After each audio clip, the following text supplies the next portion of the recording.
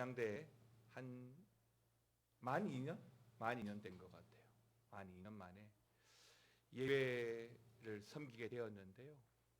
이게 예배를 구성하는 많은 요소 중에 찬양은 말씀 다음으로 사실은 핵심이거든요. 근데 그 핵심 중에 핵심이 또한 우리 찬양대의 찬양입니다.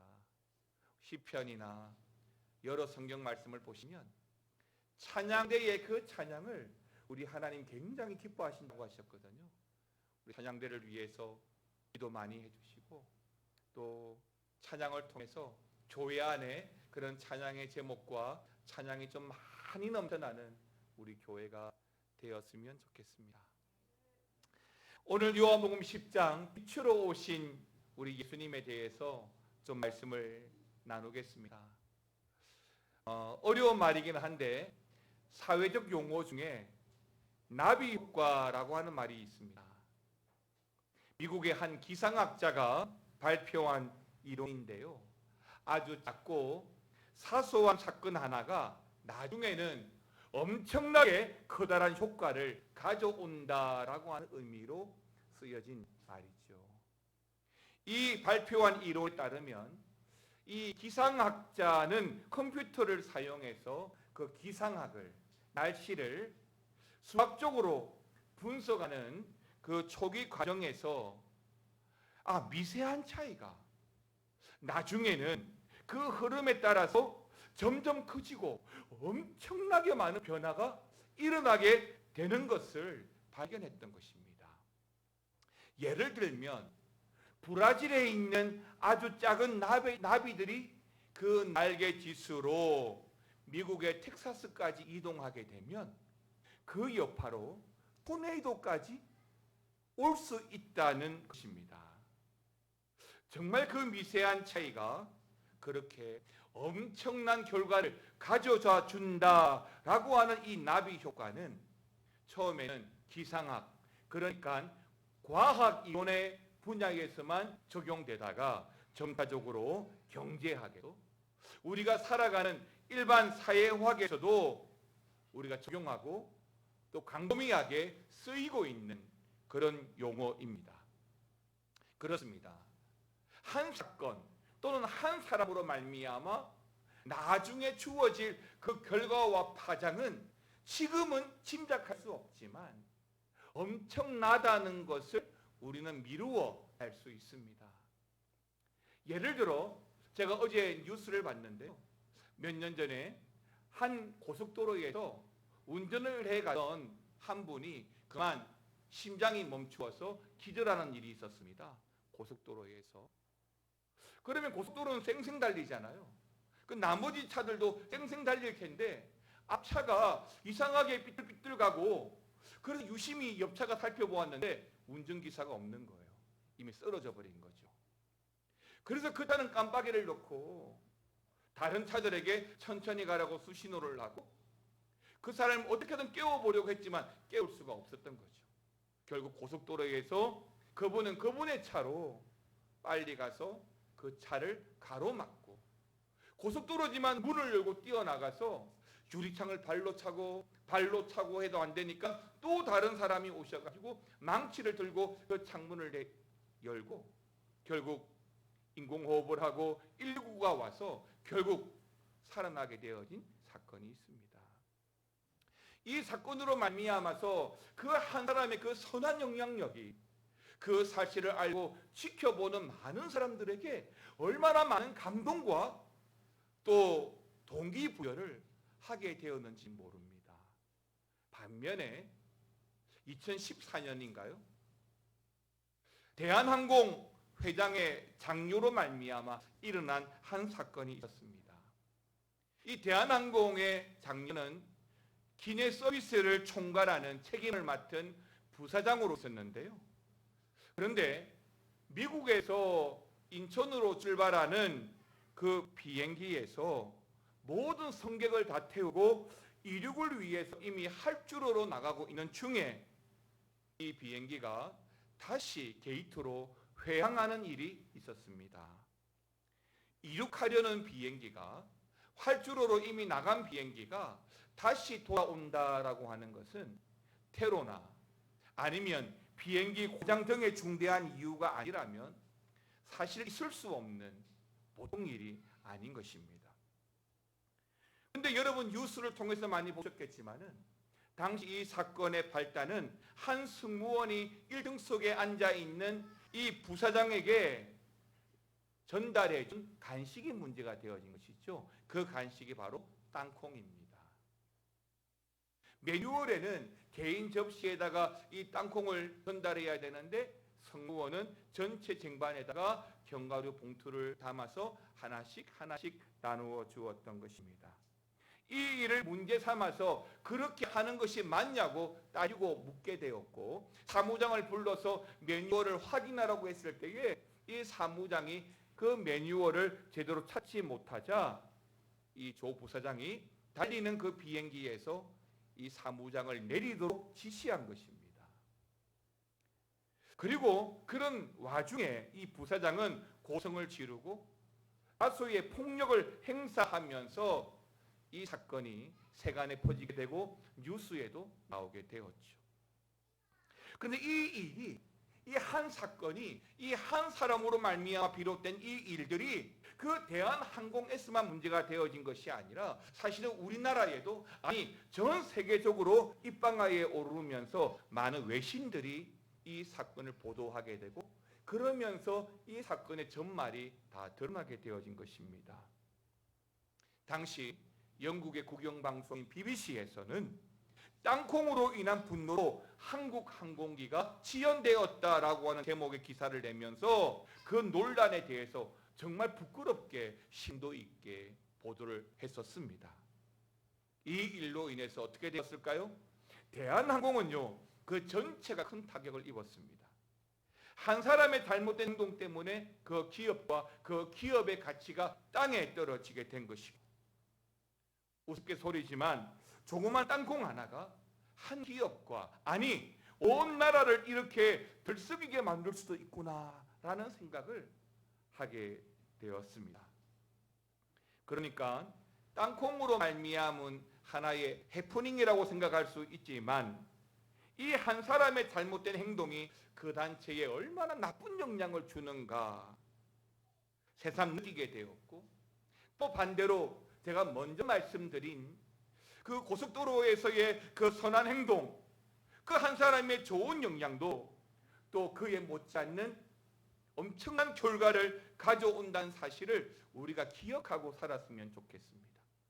특별히 예수 믿는 우리 성도들은 예수 그리스도라고 하는 그 명패를 달고 다니고 사는 만큼 우리가 살아가는 모습이 하나님 앞에 어떻게 파장으로 연결되어질지를 생각하고 고민하면서 우리의 삶을, 인생을 좀 잘 살았으면 좋겠습니다.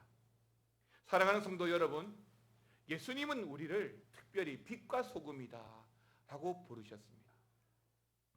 우리가 어떻게 살아가느냐에 따라서 우리의 작은 행동 하나하나가 우리 하나님을 빛낼 수도 있고, 아니 우리 하나님의 얼굴을 부끄럽게 할 수도 있다는 것입니다. 오늘 본문의 말씀 요한복음 이야기를 이어가도록 하겠습니다. 서두에 전달해드린 그 말씀과 본문의 말씀을 통해서 첫 번째 나누기를 원하는 것은 빛의 절기인 수전절에 대한 이야기입니다. 여러분, 오늘 본문의 말씀을 자세히 보시면 예수님께서 어떤 행동에 대해서 말씀하고 있다는 것을 알 수 있을 겁니다. 어렵기는 하지만 오늘 본문의 말씀을 예수님이 오시기 직전에 이스라엘의 역사와 더불어서 오늘 말씀을 드릴 건데요. 먼저 본문 25절 말씀을 찾으시고 25절 말씀을 같이 한번 읽어보겠습니다. 예수께서 대답하시되 내가 너희에게 말하였으되 믿지 아니하는도다. 내가 내 아버지의 이름으로 행하는 일들이 나를 증거하는 것이거늘. 아멘입니다. 그러니까 예수님께서 지금 말씀하시는 것은 즉 예수님이 내가 아버지 하나님의 이름으로 하는 그 행동들이, 내가 살아가는 그 모습들이, 내가 보여준 그 행동들이 내가 누구인지를 보여준다, 증거한다 라고 말씀하시는 것입니다. 오늘 본문의 배경이 되는 시즌은 겨울입니다. 그러니까 예수님은 이 겨울철에 수전절이라고 하는 절기를 맞이하면서 예루살렘 성전을 거닐고 있었습니다. 어쩌면 중동의 선셋이 노을이 정말 이쁘거든요. 그래서 아마 그 노을을 보시기 위해서 거니셨는지 모르겠지만 예수님께서 그 성전 주위를 거닐고 계셨는데 그때 예루살렘 많은 사람들이 거닐고 계신 그 예수님을 찾아서 모여든 것입니다. 사실은 예수님이 오늘 본문에 예루살렘 성전에 오시기 전 예수님은 많은 기적들과 요한복음 10장 이하에 나오는 많은 바리새인들과의 논쟁으로 말미암아 사실은 이미 유명 인사가 되어 있었습니다. 그래서 예루살렘을 거닐고 있으신 그 예수님을 많은 사람들이 알아보았던 것이죠. 마치 연예인이라도 본 것처럼 많은 사람들이 그렇게 예수님에게로 몰려들어왔습니다. 그리고 그들은 그 예수님을 보자마자 한 가지를 묻습니다. 그게 바로 24절입니다. 24절 말씀 같이 읽겠습니다. 시작.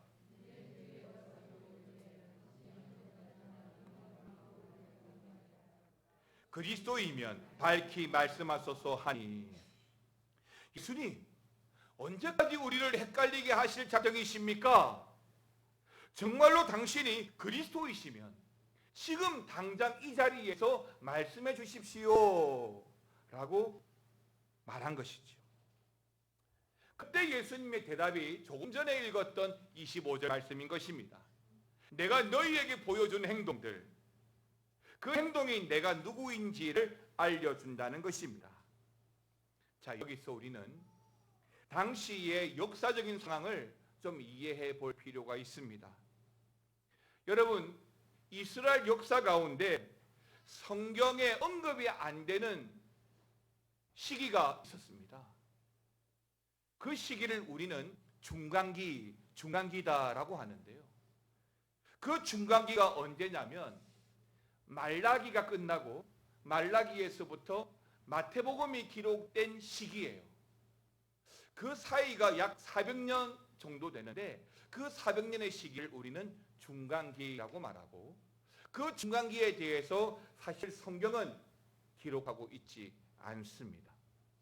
근데 이스라엘 역사 또 요세푸스의 종교사를 보게 되면 그 400년의 역사가 나옵니다. 이때 이스라엘은 사실 여러분 아시는 대로 여러 나라의 속국의 지배를 당했습니다. BC 722년에는 아수르에 의해서 멸망하고 또 BC 586년에는 바벨론에 의해서 완전히 남북이 정복을 당하죠. 그 이후에 어떻게 됩니까? 페르시아에 의해서 다시 정복이 되고 그 다음에는 로마에 의해서 정복되어지고 지구상의 이스라엘 나라는 완전히 사라져버리게 된 것이죠.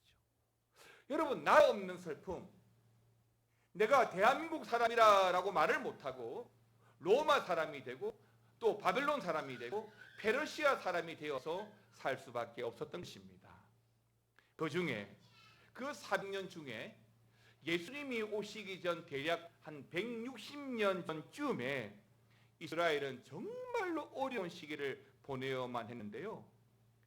정말 그 당시에 지배국으로 있던 그 나라로부터 혹독한 지배를 받았기 때문입니다. 특히 예수님이 오시기 전 말씀드린 대로 BC 160년 경에는 셀레우쿠스 제국의 안티오쿠스 4세라는 왕이 다스리고 있었는데요. 이 안티오쿠스 4세는 우리가 종교사를 배우게 되면 자주 언급되는 사람이에요. 이 안티오쿠스 4세가 당시에 이 이스라엘을 지배하고 있었는데 그 정복 욕심이 커서 이집트와의 영토 전쟁을 치르게 됩니다. 그런데 보기 좋게 대패를 하게 된 것이죠. 그 분풀이로 이 안티오쿠스 4세는 오늘 이스라엘에게 엄청나게 핍박을 강화하게 되어진 것입니다. 이 사건들은 사실은 다니엘서에 좀 나와 있는데요. 당시 이를 기록한 역사 문서가 있습니다. 그 문서가 바로 마카비 문서인데, 이 마카비 문서를 보면 이 안티오쿠스 4세라는 왕이 주전 167년에 성전에서 유대인들은 매일 제사를 드리잖아요. 상번제로 하루 2번 드리잖아요. 그 매일 드리는 제사를 중지시켜버리고 심지어 그 성전 제단에 모든 것을 다 버리면서 제우스 신상을 세워버렸습니다. 그리고 예루살렘 그 성전에 들어와서 제우스에게 숭배하도록 만들어버린 것이죠. 더 나아가서 여러 사신들을 예루살렘뿐만 아니라 기타 도시에도 보내어서 할례 중지, 안식일 주일의 중지라고 하는 칙령도 내리게 된 것입니다. 그러니까 유대인들의 그 영적인 삶, 정신적인 삶을 다 중지시켜버리고 망쳐버린 것이죠. 그리고 더 나아가서 이 안티오쿠스 4세의 생일이 25일인데 매달 25일마다 유대인들이 가장 싫어하는 돼지를 잡아서 성전 제단에 바치도록도 하였습니다. 자, 이러한 왕의 지시가 너무나 불합리하고 따를 수 없지만 나라를 잃은 이스라엘이기 때문에 그러지 않고는 살 수 없어서 많은 유대인들이 눈물을 머금고 이 왕의 칙령에 따라서 그렇게 살 수밖에 없었던 것입니다. 그런데 만일이라도 이런 왕의 지시를 따르지 않으면 어떻게 되나? 불보듯 뻔하지요. 붙잡혀서 고문당하고 그 고문 때문에 불구가 되기도 하고, 아니 산채로 우리 예수님처럼 십자가에 매달리기도 하고 교수형에 처해지기도 했었습니다. 자, 이러한 안티오쿠스 4세는 자신을 가리켜서 뭐라고 불렀냐면 황제 아니라는 거예요. 자신은 에피파네스라고 부르게 했습니다. 이 에피파네스가 무슨 말이냐면 신이 나에게 현현했다라는 뜻이에요. 그럼 무슨 말이에요? 내가 곧 신이다 라고 자신의 위치를 그 신의 위치에 올려놓은 것입니다. 때문에 당시 BC 약 160년을 전후로 해서 이 안티오쿠스 4세의 악행이 너무나 극에 달했기 때문에 이것이 발단이 되어서 유대인들 사이에 독립투쟁이 일어나기 시작한 것입니다. 그래서 BC 160년경에 당시 제사장으로 있었던 마따디아가 자기의 5 아들과 함께 투쟁을 시작했는데요. 제일 먼저 성전 안에 들어가서 그 이방의 제단을 부숴버리고 반란을 일으키는 투쟁을 시작한 것입니다. 바로 그 아들 중에, 즉 마따디아 제사장의 아들 중에 하나가 마카비인 거죠. 자, 근데 진짜 문제는 지금부터 나타나기 시작했습니다. 그러니까 산속으로 숨어 들어간 그 마따디아의 아들들과 함께한 많은 경건한 유대인들이 3년간의 전쟁 끝에 드디어 이 예루살렘 성전을 탈환했습니다. 그리고 나서 그 예루살렘 성전으로 들어갔는데 이 예루살렘 성전의 탐상이 말도 아닌 거예요. 그것을 발견한 이 경건한 유대인들이 옷을 찢고 통곡하면서 이 성전을 다시 그 제단을, 우상의 제단을 다 헐어버리고 성경대로 새로운 제단을 만들어서 봉헌하고 무너진 곳도 다시 수축하게 됩니다.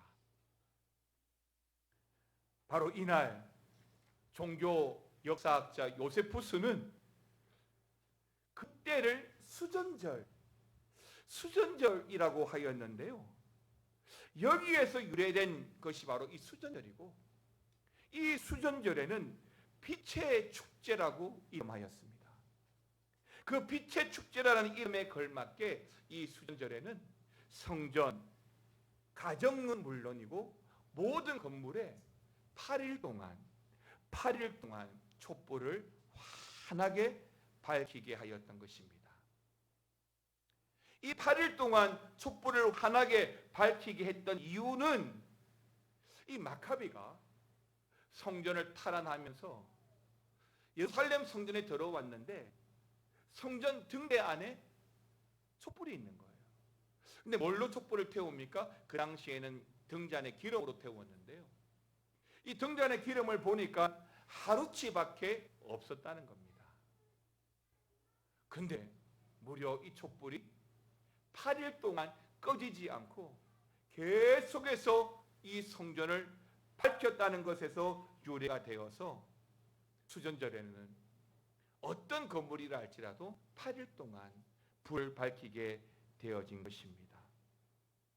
그로 인해 지금까지 유대인들은 공공기관이든 교회든 가정이든 국회의사당이든 모든 건물에 촛대를 설치해서 수전절을 기념하고 있는 것입니다.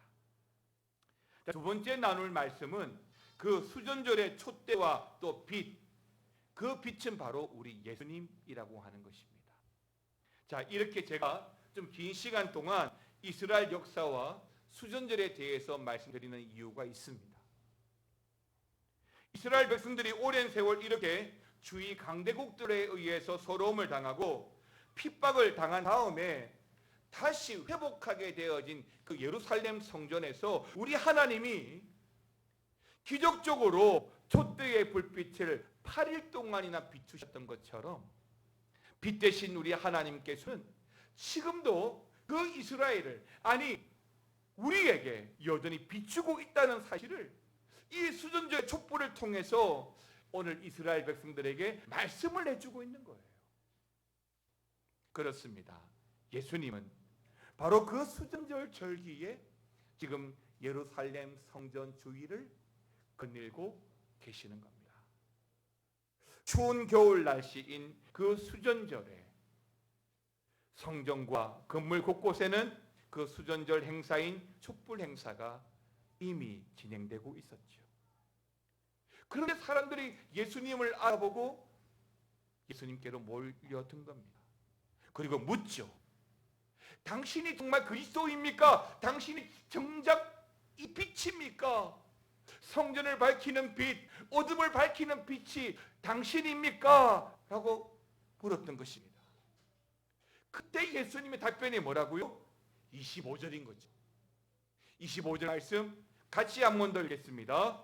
예수께서 대답하시되 내가 너희에게 말하시되 믿지 아니하는 도다. 내가 내 아버지의 이름으로 행하는 일들이 나를 증거하는 것이거늘. 아멘입니다. 내가 아버지 하나님의 이름으로 하는 행동들이 내가 누구인지를 증거해 준다라고 하는 것입니다. 사랑하는 성도 여러분, 여러분들이 뭐 시장을 보러 가시거나 또 직장에서 아는 사람들을 만나거나 여러분들의 보여주는 모습 또 말하는 그 말을 통해서 사람들은 여러분의 그 성숙도를 짐작합니다. 그런데 세상 사람들이 우리를 짐작할 때 우리는 어떻게 짐작되어져야 되냐면 참 착한 사람, 멋진 사람, 예의가 바른 사람보다도 그리스도인, 예수 믿는 사람, 참 신앙적으로 열심히 살아가는 사람이라는 것을 우리가 보여주는 여러 인생의 흔적들을 통해서 들을 수 있어야 한다는 것이겠지요. 사람들은 건물 곳곳에 켜져 있는 그 촛불을 보면서 빛 대신 하나님께서 다시 이스라엘을 이 빛처럼 다시 회복시켜 주실 것이라는 소망을 가졌던 것입니다. 불타는 그 촛불을 바라보면서 수전절에 도우시는 그 하나님을 어찌되었든 기억하려고 했던 것입니다. 그런데요, 그 유대인들이 간과한 게 있습니다. 이 세상을 밝혀주는 참 소망의 불빛은 그 수전절의 촛불이 아니라 바로 예수님이 보이신 오늘 말씀하고 있는 그 빛과 같은 행동들이었다는 것입니다. 예수님이 십자가에서 보이신 그 사랑과 희생과 정직과 성실, 겸손과 자비한 행동이야말로 세상을 비추는 진짜 빛인 것이죠. 이스라엘 사람들은 지금 길거리와 성전, 그 가정의 건물 곳곳에 놓여진 촛불을 보면서도 정작 우리 예수님은 보지 못하고 있습니다. 그리고 묻죠. 진짜 그리스도가 당신입니까? 라고 묻는 겁니다. 예수께서 대답하시되 내가 너희에게 말하였으되 믿지 아니하는도다. 수없이 말했지만 너희가 믿지 아니하지 아니했느냐? 내가 아버지의 이름으로 행하는 일들이 바로 내가 누구인지를 증거하는 것이다. 마지막 세 번째로 행동으로 말하고 삶으로 말해야 합니다. 사랑하는 성도 여러분, 우리 예수님만이 세상을 밝히시는 유일한 빛인 줄 믿으시기 바랍니다. 세상을 밝히는 참된 빛이 바로 우리 예수님이에요. 저 하늘에 떠 있는 태양이 세상을 밝히는 것이 아니라 죄로 말미암아 어두워질 대로 어두워져 있는 이 세상을 예수의 십자가로 말미암아 밝히신 분이 바로 우리 예수님이시기 때문인 것입니다.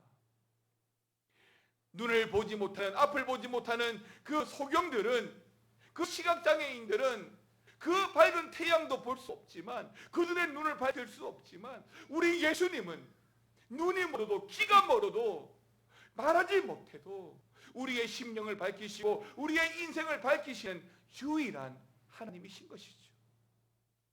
그 예수님이 바로 우리 앞에 있음에도 불구하고 우리가 알아보지 못하고 오히려 당신이 메시아입니까? 라고 묻는다고 한다면 오늘 우리 예수님의 심정이 어떻겠습니까? 믿음으로 살아가는 사람들이 우리 성도입니다. 그러면 성도인 우리가 믿는 것이 무엇입니까? 그러면 그 믿는 자답게 합당하게 살아가는 모습은 어떤 것이어야 될까요? 예수님처럼 태양은 되지 못한다 할지라도 예수님의 빛을 반사하는 달빛은 되어야 되지 않겠습니까? 사랑하는 성도 여러분, 이스라엘 백성들이 수전절에 놓여진 촛불을 바라보면서 자신들의 소망을 찾고자 했던 것처럼 우리가 살고 있는 이 시대에 여전히 소망의 빛을 찾지 못하고 헤매는 그 무수한 사람들에게 빛 대신 예수, 생명 대신 예수를 우리는 전함으로 달빛이라도 되어야 할 것입니다. 사랑하는 성도 여러분, 우리가 그리스도인으로서 어떻게 살아가야 될까요? 빛된 예수님 앞에 우리가 어떤 모습으로 살아가야 그 빛된 삶을 따라갈 수 있을까요? 먼저 말씀드리고 싶은 것은 여러분 성실하게 살아가셔야 합니다. 코로나 이후 다시 후반기를 시작하면서 나에게 맡겨진 일들, 우리 가정, 우리 직장, 우리 교회에서 맡은 바를 성실하게 감당하지 하십시오. 성실치 못한 우리들로 인해서 우리 아버지가 부끄럽지 않도록 말입니다. 그리고 여러분 사랑하시기 바랍니다. 교회는요 사랑의 전당입니다. 하나님의 사랑으로 충만해야 되죠. 그리스도인의 가정은 하나님의 사랑이 넘쳐나야 됩니다. 그 넘쳐나는 사랑으로 말미암아 가족들이 하나 되고 성도들이 하나 되고 그 사랑을 세상으로 흘려보내는 것이 바로 복음 전도입니다. 그리고 겸손하십시오. 성경을 보면 우리 하나님이 가장 싫어하는 것이 무엇입니까? 교만이라고 했어요. 성경은요 교만만 말하지 않습니다. 교만, 거만, 오만, 자만에 대해서 말을 바꾸어 가면서 하나님을 대적하는 것이라고, 우리를 넘어지게 하는 것이라고 말씀하고 있습니다. 그럼 반대로 하면 어떻겠습니까? 그런 사람들을 무진장 싫어하신다면 무진장 좋아하는 사람은 어떤 분일까요? 겸손한 분들이죠. 예수 앞에 겸손하십시오. 나를 드러내지 마시고 십자가를 드러내십시오. 모든 것이 하나님의 은혜라고 고백하십시오. 그러면 그 겸손한 자를 통해서 하나님께서 빛 대신 우리 예수님께서 역사하실 거라고 믿습니다. 사랑하는 성도 여러분, 결국 성도가 드러내고 살아가야 될 행동과 삶은 우리 하나님을 영화롭게 하는 목적이 되어야 합니다. 많은 연예인들이 연말에 상을 수상하면서 우리 하나님께 영광을 돌립니다 라고 했습니다. 그러면 그거 하나만으로 굉장히 멋있지만, 그런데 그 상 받고 난 이후에 연말에 흥정망정 술 마시고 운전하다가 잡혀버리면 수상하면서 하나님께 영광을 돌립니다 라고 말했던 그 말이 무슨 소용이 있습니까? 그런데 어떤 연예인은 지금까지 약 100억 가까이 아무도 모르게, 기자들도 모르게 기부해 왔다는 거예요. 그게 지금 밝혀졌어요. 그게 그리스도인이었던 거죠. 그러면 굳이 말하지 않아도 사람들은 그를 볼 것이고 그를 통해서 참된 주님을 보게 된다는 것입니다. 사람들이 바라보는 화려한 자리에서 영광을 드러낸 것은 누구나 할 수 있지만, 아무도 보지 않고 아무도 알아주지 않는 자리에서 묵묵히 빗자루 들고 주의 등을 쓰고 닦으면서 하나님의 영광을 드러내면 우리 하나님께서 귀히 보시지 않겠습니까? 사랑하는 성도 여러분, 예수님은 참된 성전이고 참된 빛입니다. 수전절의 주인이십니다. 그 아버지의 이름으로 오늘 우리 성도들은 사랑, 또 성실, 그리고 겸손, 그리고 희생의 삶을 살아가면서 수전절의 주님을 바라보아야 할 것입니다. 사랑하는 성도 여러분, 여러분 집의 거실에 우리 아버지의 이름으로 살아가는 촛불이 바로 여러분 되시기를 바라고, 아니 여러분 집 안방에 또한 아버지의 이름으로 살아가는 그 촛불이 바로 여러분이 되시기를 바랍니다. 아니 여러분 직장에 우리 미아중앙교회에 그 아버지의 이름으로 살아가는 촛불이 되시기를 바랍니다. 어두운 세상에 빛으로 오신 우리 주님으로 말미암아 빛된 소망으로 살아가는 것은 그저 소망만 가지고 살아가는 것이 아니라 그 소망이 우리의 삶의 빛으로 드러날 때인 것이죠. 우리의 행동으로 말미암아 내가 누구인지를 증명한다고 했으니, 여러분 일상 가운데 살아가는 모습으로 말미암아 여러분들이 누구인지를 밝히 드러내고 영광스러운 그 하나님의 빛에 함께 참여해서 빛으로 오실 우리 주님을 맞이하는 저와 여러분들 되시기를 주님의 이름으로 축원합니다. 함께 찬양하겠습니다. 어두운 세상의 빛으로 오신 예수여, 어두운 세상에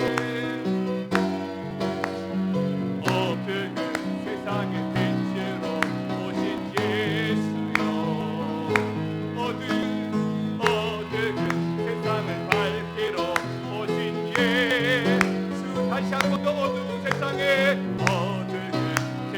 빛으로 오신 예수여, 어두운 세상을 밝히러 오신 예수. 나의 어두운 맘 속에, 나의 어두운 맘 속에 들어오소서. 나의 어두운 맘 밝혀 주소서. 빛으로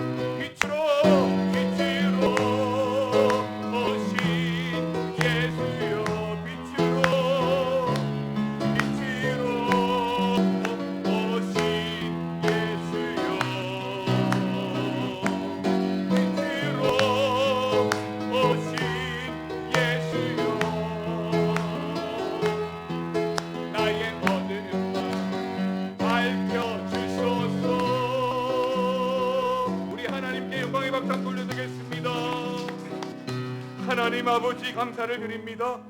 어두운 세상에 빛으로 오신 그 주님으로 말미암아 우리가 세상에 또한 빛으로 살아가기를 원합니다.